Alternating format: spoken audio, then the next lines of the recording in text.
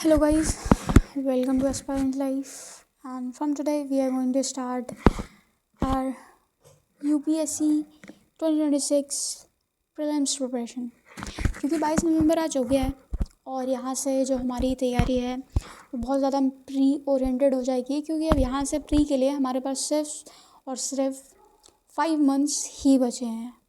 तो UPSC 2026 के लिए 5 मंथ ही बचे हैं, जिसमें आई एम नॉट काउंटिंग मे 2026, क्योंकि वो तो हमारा बहुत ज़्यादा अफरा तफरी में पता नहीं कब निकल जाएगा।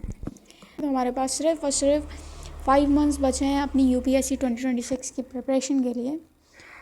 आप लोग भी आई थिंक जो भी 2026 का एग्ज़ाम देने वाला होगा वो भी जो है अब तक जो भी तैयारी कर रहा होगा वो फाइनली अपनी पूरी तैयारी को जो है वो प्री ओरिएंटेड या प्री की तरफ शिफ्ट करना स्टार्ट कर दिया होगा, क्योंकि दिसंबर से जो है वो हम लोगों को काफ़ी ज़्यादा फोकस के साथ प्री की तैयारी स्टार्ट कर देनी होती है। जब भी हम किसी भी एग्ज़ाम की तैयारी कर रहे होते हैं तो आई थिंक जो 3 चीज़ें होती हैं जो हम सब के लिए सबसे ज़्यादा इंपॉर्टेंट होती हैं वो होती है discipline, consistency and efficiency. Discipline in your actions. जब भी आप कोई भी प्लान बनाते हैं और उस पर काम करते हैं तो बहुत ज़्यादा आपको ज़रूरत होती है कि आप उसमें डिसिप्लिन रहें, आपने जो प्लान बनाया आप उसको फॉलो करें और टाइमली चीज़ों को पूरा करें।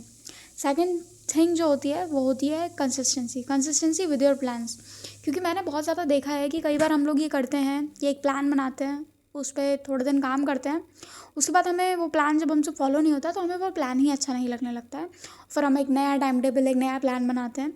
तो आई थिंक कंसिस्टेंसी बहुत ज़रूरी है। जब भी हम अपनी तैयारी में एक टाइम टेबल या एक प्लानिंग करते हैं तो उसके साथ हमें कंसिस्टेंस होना बहुत ज़्यादा ज़रूरी होता है।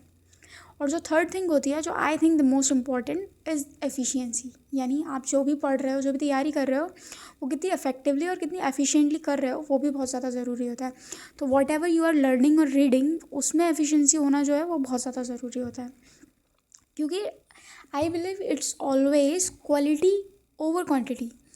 हम कितना पढ़ रहे हैं ये मायने नहीं रखता, लेकिन हम कैसे और किस तरीके से कितना अच्छा पढ़ रहे हैं वो ऑलवेज मायने रखता है। So it's always quality over quantity. तो क्योंकि अब हमारे पास 5 ही महीने रह गए हैं UPSC 2026 के लिए, तो I have divided it into 3 sections, 3 segments.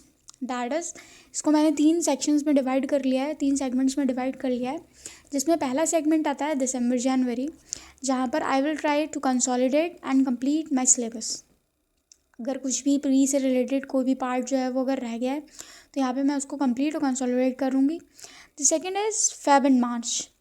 ये हमारा सेशन होगा, ये हमारा सेगमेंट होगा जिसमें रिवीजन और शॉर्ट नोट मेकिंग जो है उसका इस्तेमाल। Final segment will be April month जो होगा वहाँ पर रिवीजन और फाइनलाइजेशन किया जाएगा सिलेबस का। This is how I am gonna complete और प्रिपेयर फॉर माई UPSC 2026। तो थोड़ा कैसे अपने इस प्लान पर काम करने वाली हूँ मैं नेक्स्ट वीडियो में बताऊँगी। सो आज के लिए इतना ही। तो be discipline with your actions, be consistent with your plan and be efficient with whatever you are doing. So thank you for today. मिलते हैं अपने नेक्स्ट सेशन में, the revision saga part 2। That's it for today. Thank you and bye bye.